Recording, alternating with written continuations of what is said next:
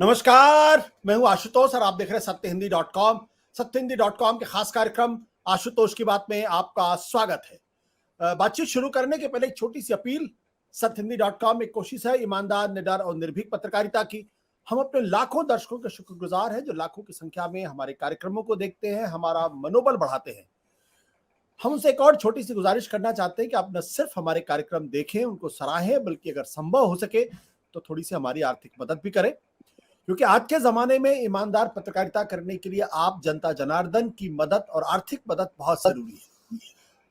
आप इस वीडियो के डिस्क्रिप्शन में जाएं, सत्य हिंदी के सदस्य बने, थोड़ा सा आर्थिक भुगतान करके हमारे लिए बहुत बड़ी मदद होगी। और अब आज की बातचीत हम शुरू करते हैं। आज सबकी निगाहें इस बात पर लगी हुई थी कि हरियाणा के कुरुक्षेत्र इलाके में जो खाप पंचायत हो रही है उसका क्या फैसला आता है। जैसा आप सब लोगों को मालूम है कि मुजफ्फरनगर में जो खाप पंचायत हुई थी उसमें अंतिम फैसला कुरुक्षेत्र के खाप पंचायत पर डाल दिया गया था। तो खाप पंचायत ने आज अपनी बैठक बुलाई और उस बैठक में दो टूक फैसला किया गया है। उस बैठक में साफ तौर पर यह कहा गया है कि 9 तारीख के पहले पहले ब्रजभूषण शरण सिंह को गिरफ्तार कर लिया जाए। अगर गिरफ्तार नहीं होंगे तो फिर आगे की कार्रवाई तय की जाएगी। और यह भी कहा गया है कि अगर 9 तारीख तक गिरफ्तार नहीं हुए तो इन बच्चियों को खुद जंतर मंतर पर ले जाएंगे। तो आइए सबसे पहले देख लेते हैं कि क्या कुछ टिप्पणी की गई है और क्या बातें कही गई हैं।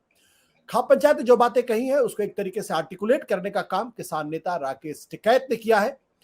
उन्होंने साफ तौर पर कहा है कि बातचीत से मसले को सुलझाया जाए, उसे गिरफ्तार करे, यानी ब्रजभूषण सिंह को गिरफ्तार करे, नहीं तो बच्चियों को लेकर 9 जून को जंतर मंतर जाएंगे, पूरे देश भर में पंचायत करेंगे, गृह मंत्री से मिलेंगे। इसके बाद राकेश टिकैत ने और कहा, उन्होंने कहा कि गिरफ्तारी से कम पर कोई समझौता नहीं, अगर इस बीच बच्चियों के साथ कुछ होता है तो उसकी जिम्मेदारी उनकी होगी। परिवार डरे हुए हैं, धमकियां मिल रही हैं, सुरक्षा बढ़ाई जाए। फिर राकेश टिकैत ने और एक कदम आगे बढ़ते हुए कहा कि खिलाड़ी देश का गौरव है, वे तो सिर्फ इंसाफ मांग रहे हैं, उनकी सही मांगों के सामने सरकार को झुकना पड़ेगा। यहां तक कि अंतर्राष्ट्रीय ओलंपिक कमेटी ने भी निंदा की है जिस तरह से दिल्ली पुलिस ने खिलाड़ियों से बर्ताव किया। जब खाप पंचायत की तरफ से राकेश टिकैत का यह बयान आया, उसके थोड़ी देर के बाद भारतीय जनता पार्टी के हरियाणा में गृह मंत्री अनिल विज का एक स्टेटमेंट सामने आया और यह बयान फिर इस बात को दर्शाता है कि भारतीय जनता पार्टी और उनकी सरकार किस तरीके से इस मामले को देखने की कोशिश करती है। उनकी नजर में यह पूरा का पूरा मामला जो विपक्षी दल है उनकी पॉलिटिक्स का एक हिस्सा है। उन्होंने कहा है कि कहीं महापंचायत हो रही है तो कहीं धरना। खिलाड़ियों को बहुत जल्द विपक्ष के चंगुल से बाहर आना चाहिए। प्रदर्शन करना उनका अधिकार है, लेकिन विपक्ष के राजनीतिक हित के लिए खिलाड़ियों की बलि ना चढ़े।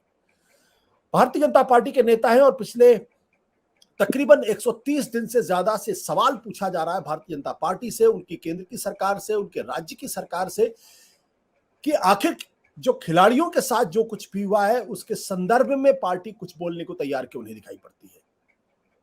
क्या उनकी सहानुभूति महिला खिलाड़ियों के साथ है, महिला पहलवानों के साथ है, या फिर उनकी सहानुभूति ब्रजभूषण शरण सिंह के साथ है जो भारतीय जनता पार्टी के सांसद है।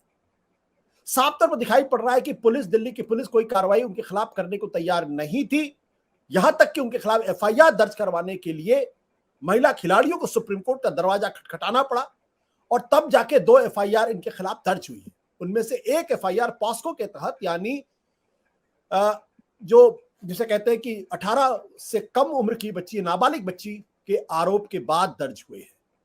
इतनी गंभीर आरोप के बावजूद भी दिल्ली पुलिस उनसे पूछताछ करना भी गवारा नहीं समझ रही है। गिरफ्तारी करने की तो बात छोड़ दीजिए। और 28 तारीख को जब नई संसद का उद्घाटन हो रहा था, उस वक्त जंतर मंतर में बैठी हुई इन बच्चियों के साथ जो दुर्व्यवहार किया गया उससे पूरा देश थर्रा उठा, लेकिन भारतीय जनता पार्टी के नेता, उनकी पार्टी और उनकी सरकारों के कानों पर जूं तक नहीं लगी, सहानुभूति का बयान तक नहीं आया। और एक चीज अब साफ नजर आ रही है कि कहीं ना कहीं पार्टी दबाव में दिख रही है। इसलिए ब्रजभूषण शरण सिंह की अयोध्या में जो रैली होने वाली थी, अपने समर्थन में जो लोगों को जुटाने की कोशिश कर रहे थे, फिलहाल उसको टालने का ऐलान किया गया है। और अब खाप पंचायत ने जो 9 तारीख की तारीख दी है, इससे भी एक दबाव उनके ऊपर पड़ेगा। सत्य हिंदी का ऐप डाउनलोड करें गूगल प्ले स्टोर पर।